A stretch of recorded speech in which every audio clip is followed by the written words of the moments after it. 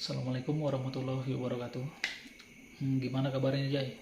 Sorry ya, beberapa bulan belakangan saya sudah jarang buat konten lagi seperti biasa. Karena kan saya banyak kesibukan lain memang Jay. Mungkin di pertengahan bulan ini atau di akhir bulan nanti saya akan coba buat video seperti biasanya tentang breeding. Masih di jalur crossbreed juga nih ya.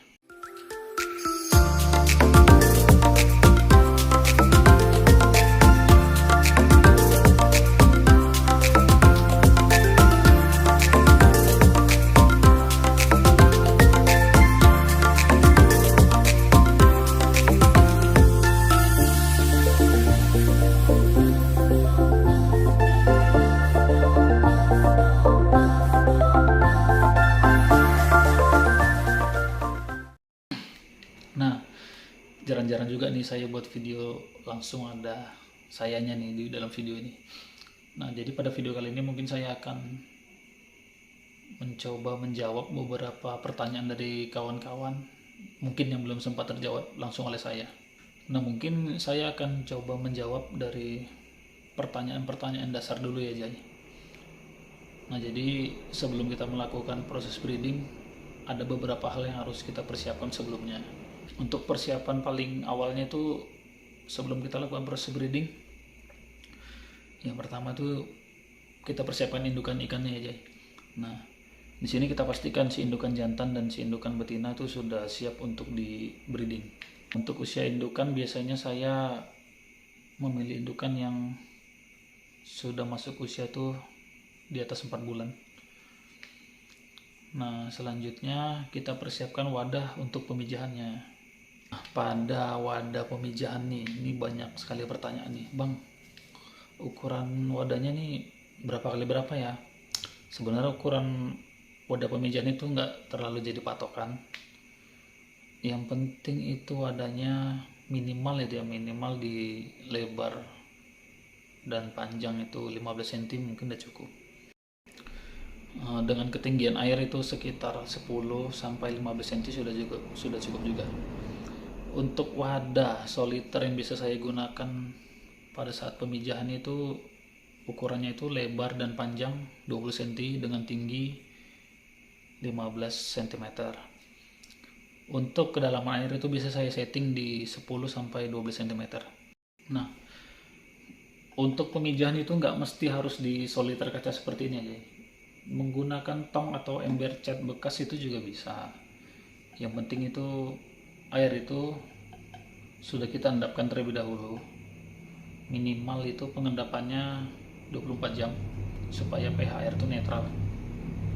Nah, biasanya saya memijahkan ikan tuh dengan menggunakan tong yang biasa digunakan tukang-tukang bangunan. Nah, ini harganya murah, ini sekitar 5.000 sampai 6.000-an.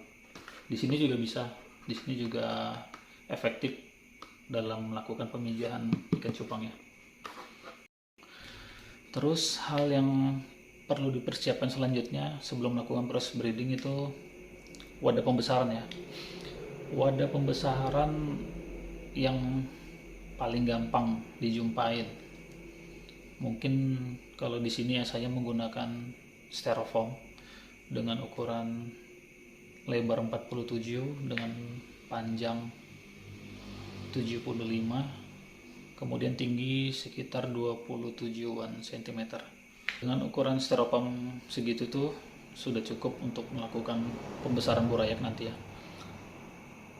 Tapi untuk waktu 1 bulan ke depan itu perlu dilakukan penggantian air. Nah, kita pastikan juga bahwa untuk jumlah burayaknya itu tidak terlalu padat. Nah, jika terlalu padat burayaknya pada wadah pembesaran styrofoam tadi, itu 1 bulan ke depan tuh bisa kita bagi 2 burayaknya, 2 wadah, supaya pertumbuhan burayak juga cepat.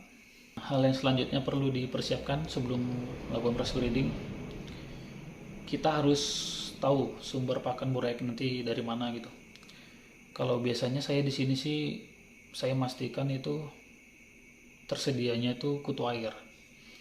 Misalnya kalau tidak ada kutu air itu bisa menggunakan Artemia. Kita bisa beli serbuk artemianya di toko-toko online tuh banyak juga. Nah, cuman agak ribet aja sih proses penetasan artemianya. Nah, kalau tidak ada kutu air dan artemia tadi, kita bisa menggunakan infusoria, cuman harus melakukan proses treatment juga agar infusoria itu muncul. Nah, dari 3 pakan yang saya sebutkan tadi itu bisa jadi rekomendasi kawan-kawan buat pakan awal burayak yang sudah menetas dan masuk usia di 4 atau 5 hari ya. Nah, selain 3 pakan hidup tadi itu ada pakan instan. Pakan instan itu saya pernah menggunakan Polaret.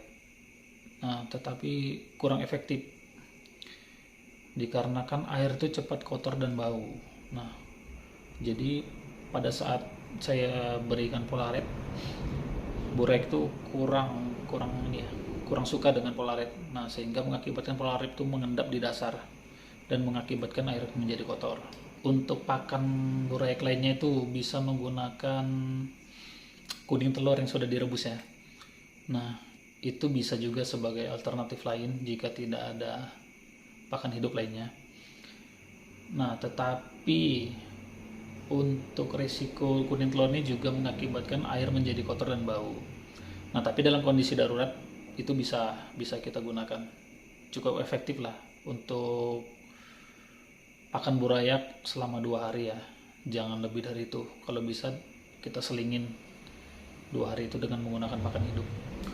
Nah, mungkin pada video kali ini sampai sini dulu ya, Jay. Jika ada pertanyaan lain bisa di komen di kolom komentar nanti. Dan nanti pertanyaan dari kawan-kawan akan saya jawab juga di kolom komentar ataupun di video bincang-bincang belajar ini berikutnya.